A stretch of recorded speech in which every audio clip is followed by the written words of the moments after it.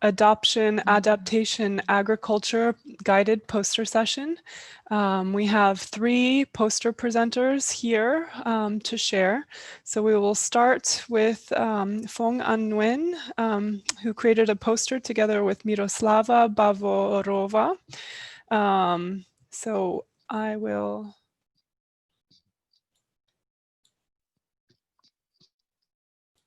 Let's see, can all of you see the poster? I am screen sharing, so you should be able to see the poster from my computer.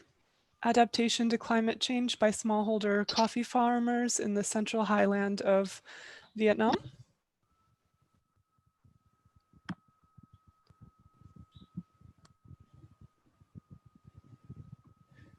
Yes, can you see it?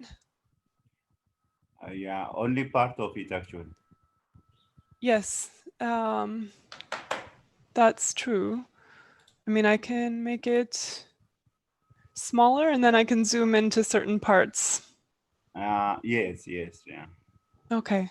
All Now right. we can. So thank you. You're welcome to start your presentation of your poster.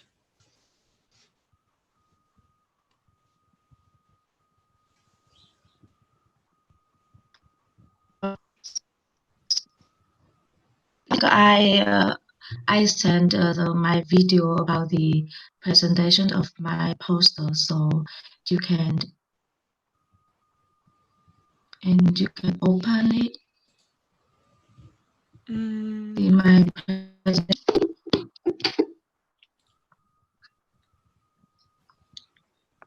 I was not given the link.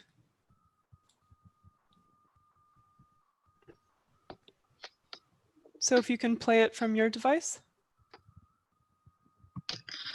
Good morning, so yeah, I can hear this video, but the video. Okay, very nice. Yes, we can see it. Yeah. Good morning, everybody. First of all, I would like to thank Tropentag Conference 2020 for giving me the chance to present my research, Adaptation to Climate Change by Smallholder Coffee Farmers in the Central Highland of Vietnam. It is also my dissertation research project under the supervision of Associate Professor Miroslava Bavorova.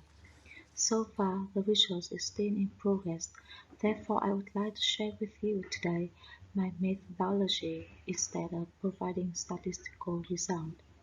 Well, let's start by looking at how important Vietnamese coffee industry is, not only to my country, Vietnam, but also to the world.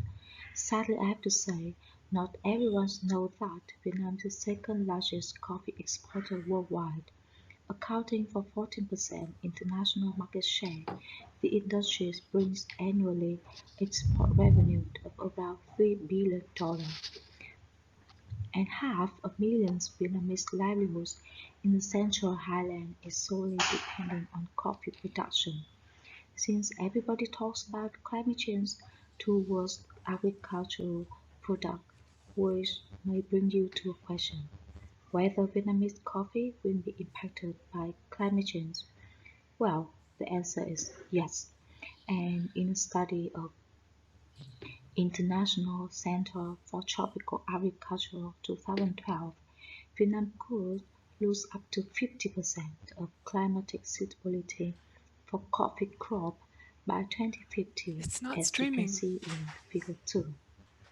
To prevent this, Hold there are on. many adaptation strategies provided to local coffee farmers. However, their low intention towards these strategies turns into a bigger problem. For many of coffee farmers, taking loan to invest into new machines and tools could easily be seen as nothing but debt. Therefore, figuring out the drivers and barriers of such is the aim of this research. For data collection, I picked up Douglas and London province for research area. As you can see in figure 3 and 4, they were hit so hard by drought, and if looking back figure 2, they also suffer the most from climate change. The data collection will be from March to June next year 2021, with a sample size of 300 local coffee farmers from questionnaire, and 30 to 50 people will be focused for interview. Turning into the issues of how to analyze data, well, structural equation model will be applied based on theory of plant behavior. With figure 5, you can quickly visualize 3 steps in this model. To get more detail, you can look at my poster. The last point in my presentation is what outcomes I expect from the research. Firstly, to identify the drivers and bearers of coffee farmers' intention to adopt climate change adaptation. Secondly, to answer the question whether adaptation is the efficient way to cope with damage from climate change. And here is some interesting pictures from coffee shops in Vietnam and in the Czech Republic. I hope you enjoyed my presentation and thank you for your listening.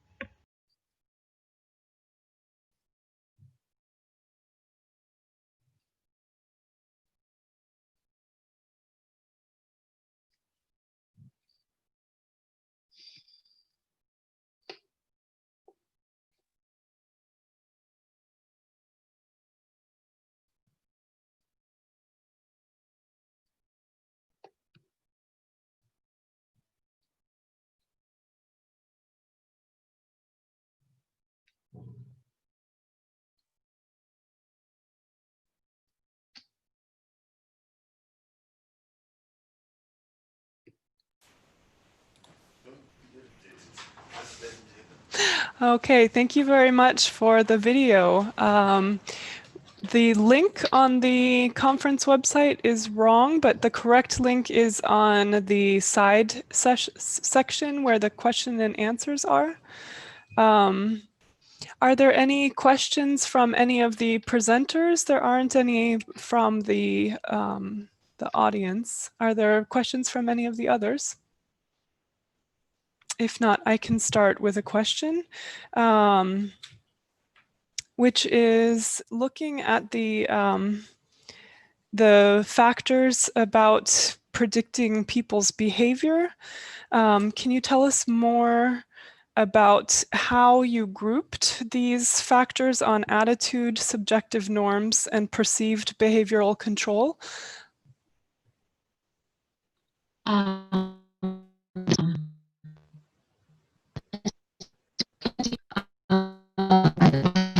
To combine economics and social to research. So want to see how the people perceive the adaptation strategies, how they understand and how they think about the strategies going on, and how they level the thought. So if they know that it is really for their system and can improve their production, so exactly face a lot of difficulties, but they will try to these strategies.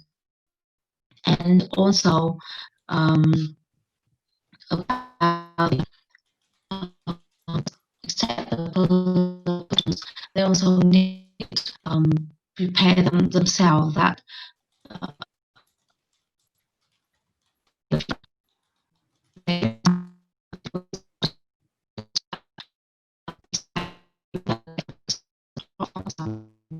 international institutions to promote them and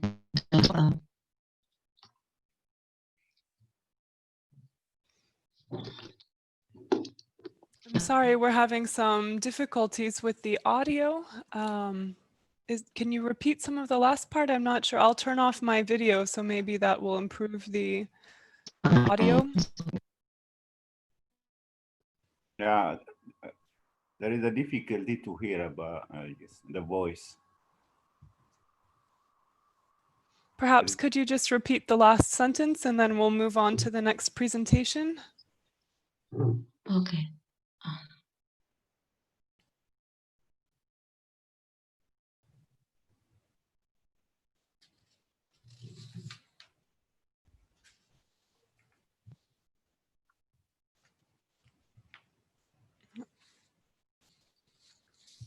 Okay, thank you very much. Our next presentation is by Ala Treus.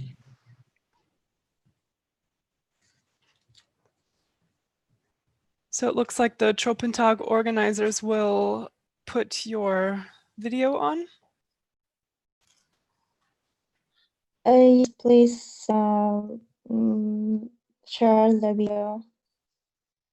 Typology of farmer group.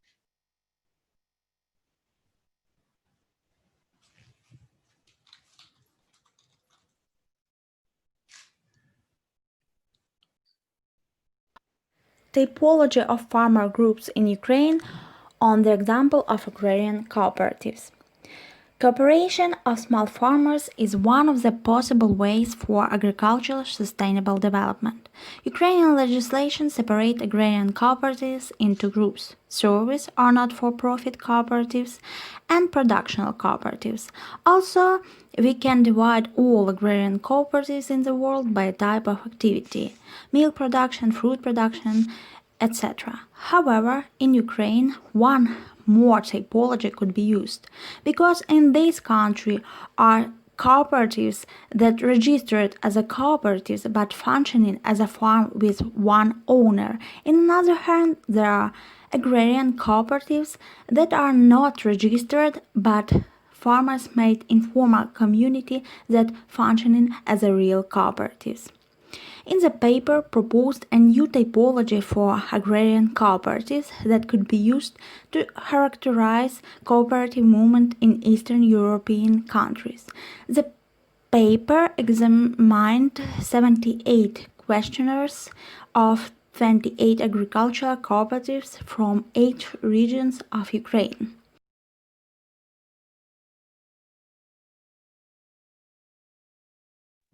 Thank you for the video presentation.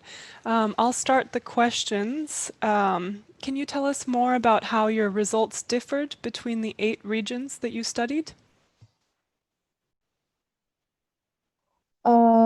There are not much differences, but we observe that in Ukraine we can find new typology of cooperative. It's cooperatives that officially registered and functioning as real cooperatives, or registered as cooperatives but worked as separate farmers, or registered but not work because they registered for some donors, subsidies, or maybe some preferences. Thank you.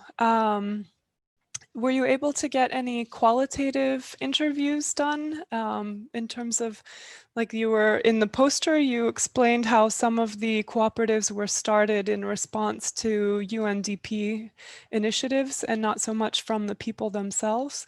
And I actually did research in Romania looking at the post-socialist transition and rural development.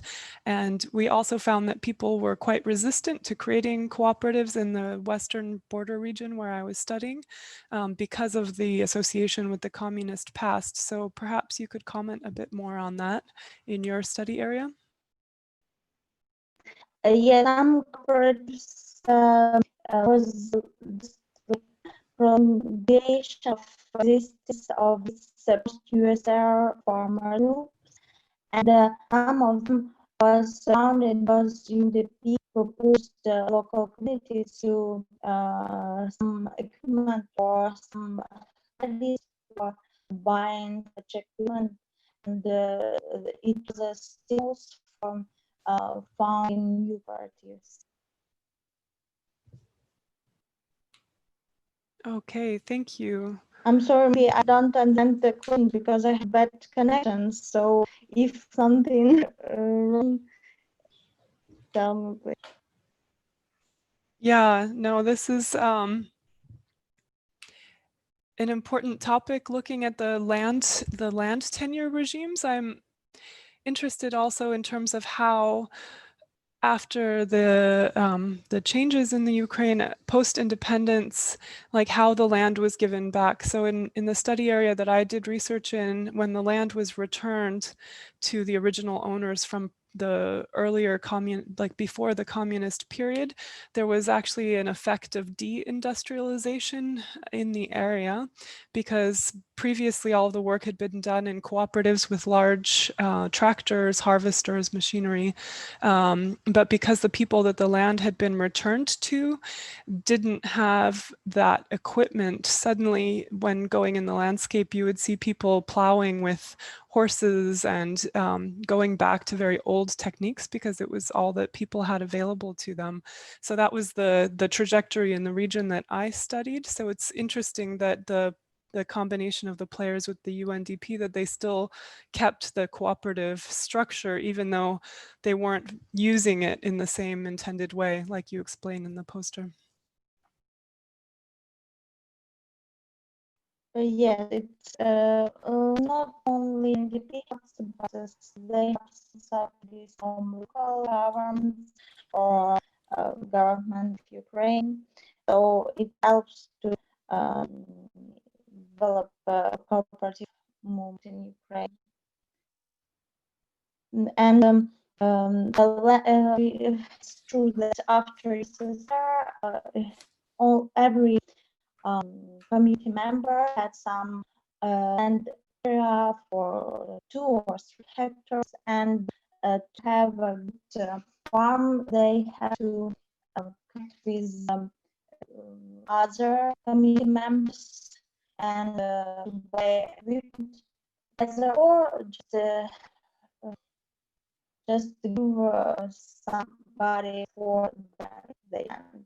So the corporates, in our opinion, is a good way of local rural development in Ukraine. Okay, thank you very much. So now unless there are not other questions from the Wahova app. So next we'll move on to the presentation by Bekele Hunde Kotu, Potential Impact of New Groundnut Production Technology on the Welfare of Smallholder Farmers in Northern Ghana. So Welcome if to the this poster Tropentag organizer presentation. can My queue up name is the presentation.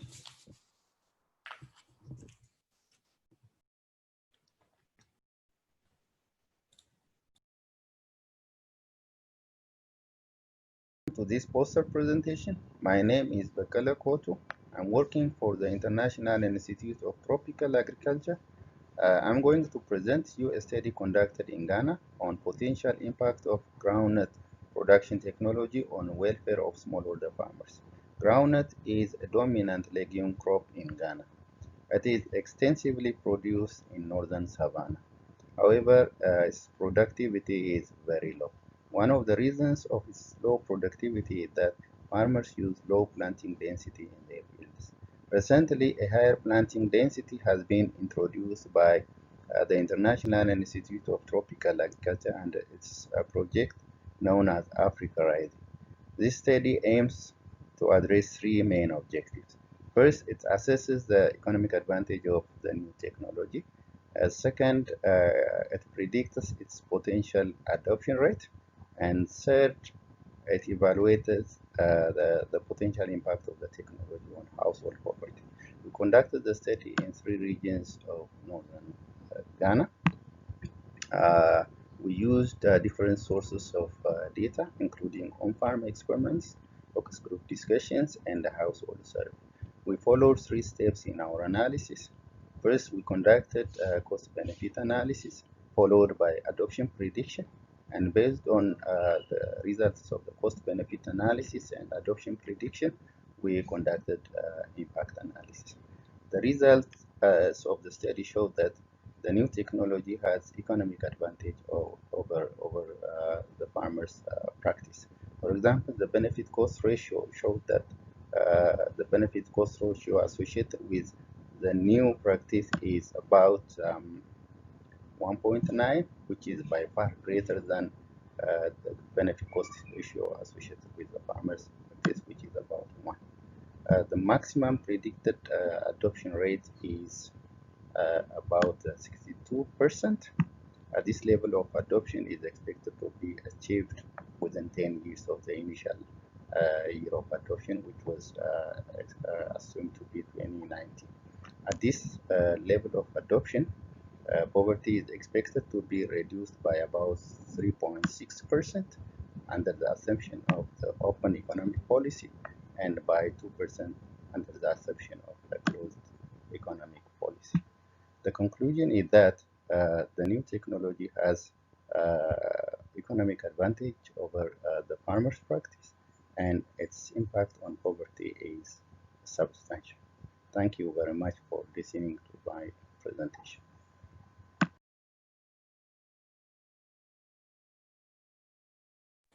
Thank you very much for the video presentation. I'll start us off with a question, which is if you could go into the cost-benefit ratio in more detail.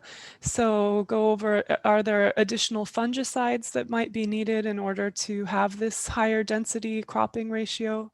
Are there fertilizers that are needed, these types of inputs, and how might that influence the poverty reduction goals? Okay, thank you very much for the question. Actually, this the technology that we used is just we only changed the planting density, not the other things. The inputs are low. We didn't put fertilizers, chemical fertilizers, to grow groundnut. Actually, farmers do not use in northern Ghana chemical fertilizers to grow groundnut, and fungicides are sometimes needed, but not always. And in our case, we didn't use fungicide, and then we didn't include that cost. So the main source of cost is labor and draft power. So regarding the poverty, the difference between the traditional practice and this new planting density is very big. In the traditional practice, almost the farmers are operating at break-even point. They are not producing anything, maybe just because they don't count their labor. But now this will increase by several times. So farmers will benefit. This will be expected to translate into poverty reduction, because farmers use groundnut for income generation. It's a cash crop in northern Ghana. Yeah. So the increased planting density over time, does it reduce the soil fertility? Or what were the reasons that it was more wide in the traditional practices? Yeah, actually, the vegetative part of the groundnut will stay there. We recommend that actually, to leave the residues on the farm so that the fertility of the soil remains the same, and they harvest only the grain. That is just a recommended thing. But if the biomass is removed, actually there is a need to apply fertilizer. But in our case, what's recommended is that to remove only the grain and then leave the biomass in the field, so to sustain the soil fertility. Mm-hmm. And when you were in the field, can you tell us some anecdotes from your experiences with farmers when they were trying out this increased planting densities, some of their comments or insights? Yeah, farmers are very much interested in this new planting density. They have already started using it.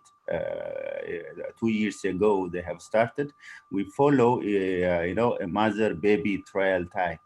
First, just we demonstrate that in one field where they participate in, and then if they are interested in that technology, they take it to their farm with their own funding. So we visit that one, actually give them some support, technical support, but they also modify what they have seen in the mother in the technology park. They a little bit they adjust the planting density as well. Some may even a bit increase or reduce or their own. Some also include also some intercropping and those things. They do their way. That's just what we usually suggest, and they are very much interested in it. And I hope many of them will adopt it. Did any of them explain the adjustments that they did to you when they were saying, like, this is the reason that they did it a little bit less or a little bit more than what you recommended? Yeah, some of them, when the planting density increases, actually, for some, they may get some difficulty in, weeding and those things. So they adjust, but not a bit, just a very big, but a small adjustment. Some of them want to, grow also maize. They put maize in together with the ground so that they can harvest both. That's a really good segment to the overall conference theme about agroecology, and also the possibility of farmers integrating with other crops within the area. So that's also quite an interesting finding. How many of the farmers that you witnessed would you say were doing this practice of integrating the maize with the groundnut?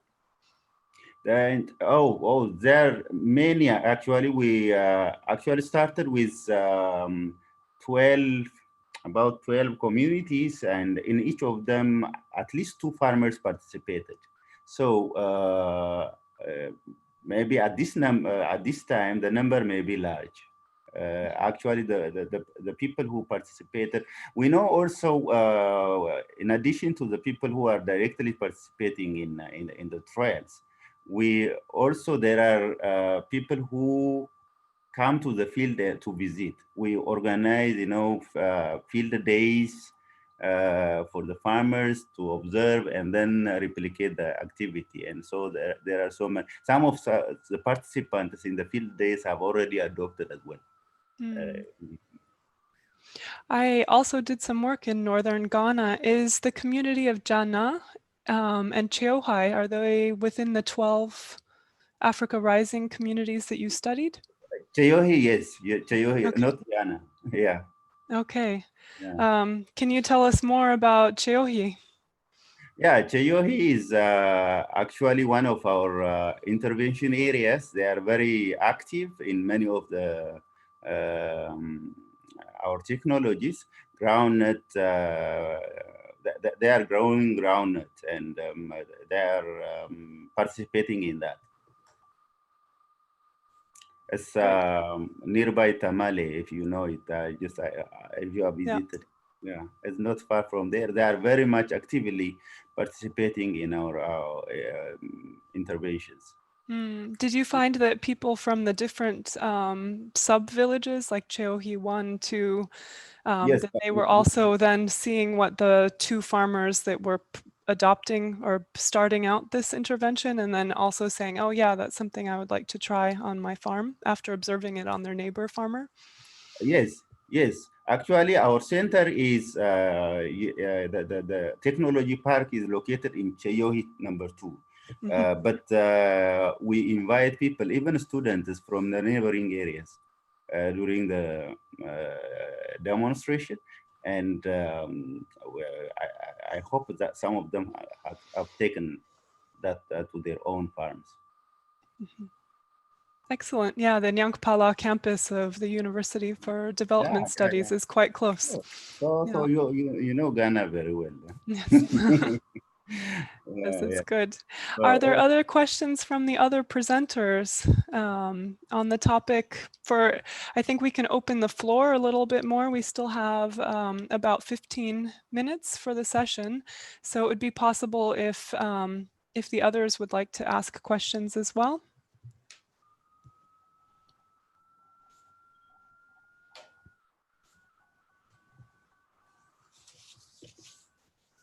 Anyone else?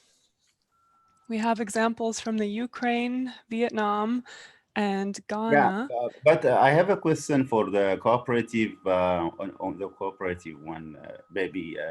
She is working on identifying new typologies, cooperative typologies, and I would like to know what are the new features that she is looking into in order to identify the new typologies.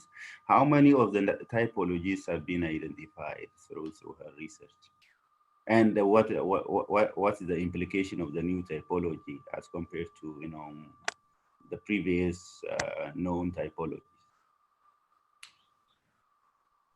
Alatreus, can you please respond to the question?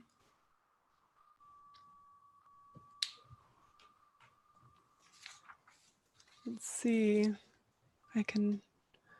Maybe she's still on mute. I'll put in a request to unmute.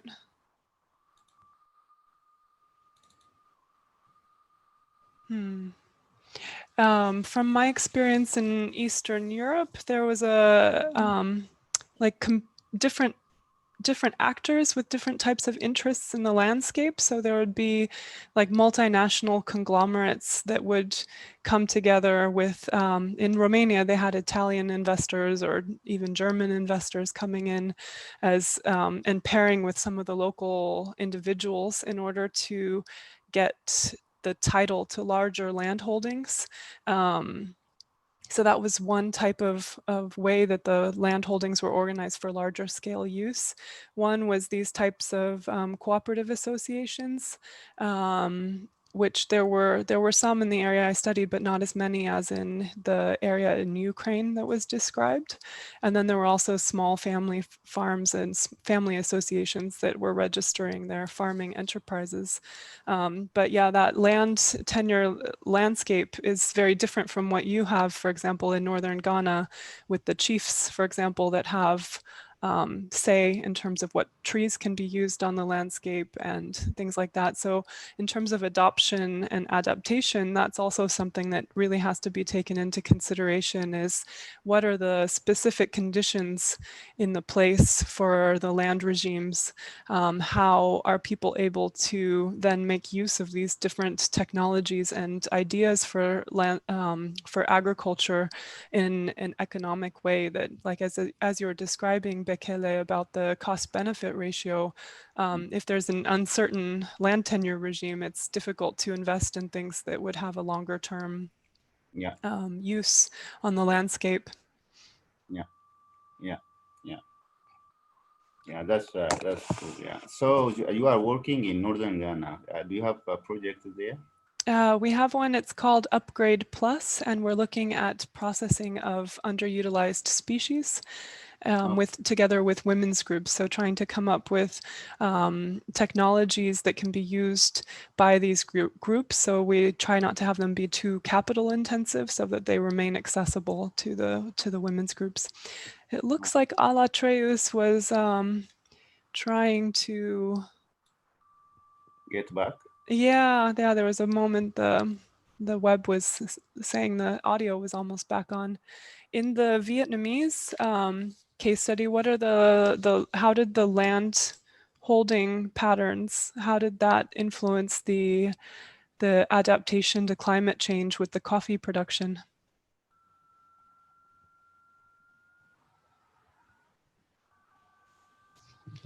Phong An Nguyen, are you still with us? Hello? Oh, there we go. Okay. It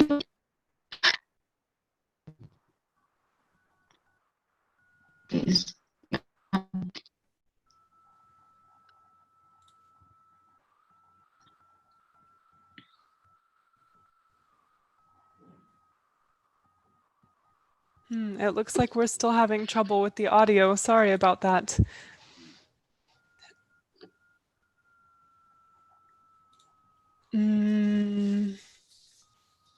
With the groundnut, going back to the example in northern Ghana, of the farmers that had these higher yields of groundnut,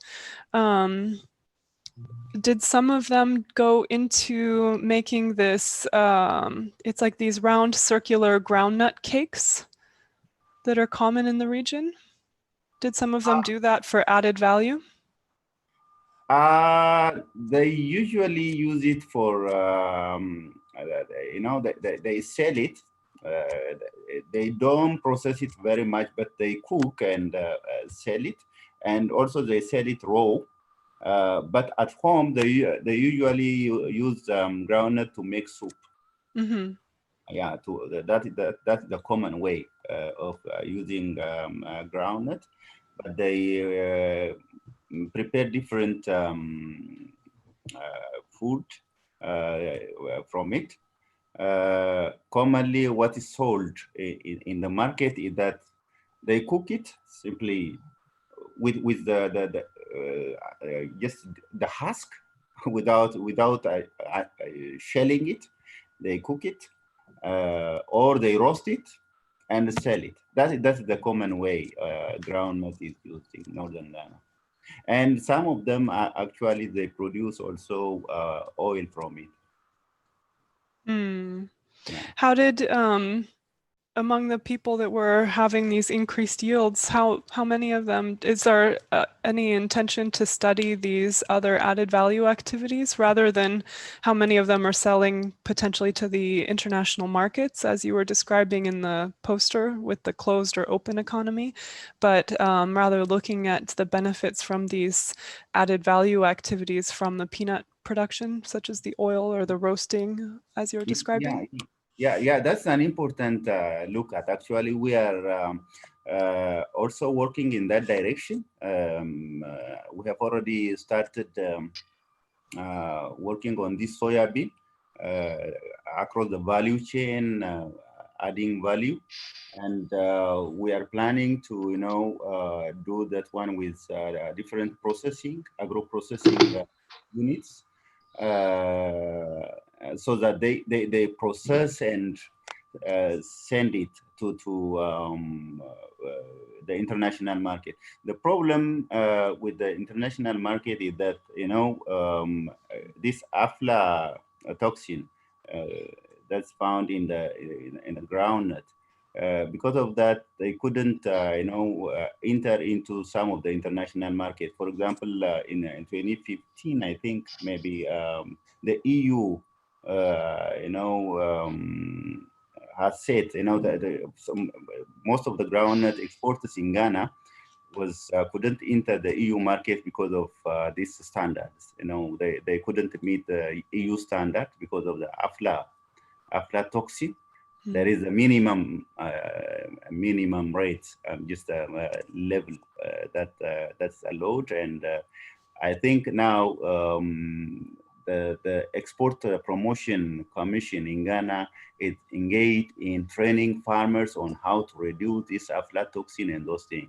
Did you see any relation between the increased planting density and the aflatoxin incidence among the farmers? No, we haven't studied this. Actually, the aflatoxin thing is, it can be related to the pre-harvest activities, but mostly the aflatoxin is just related to the post-harvest. That is just the most studied one, the post-harvest activities, particularly with regard to storing, storage management, and also harvesting. As related to that, we haven't studied actually. Maybe I'm a social scientist. I don't know whether it has been studied by the biophysical scientists. I don't have information on that, but the post-harvest management is very much important to reduce aflatoxin problem. Yeah, I'm also a social scientist, a human geographer with international agricultural development training. In Kenya, when I did some qualitative interviews with maize traders, they were actually saying that when they purchased maize from farmers who previously had groundnut in their rotation, that they had increased aflatoxin in the maize in that next. So that was something that further in the value chain, that was a observation that came out in the interviews.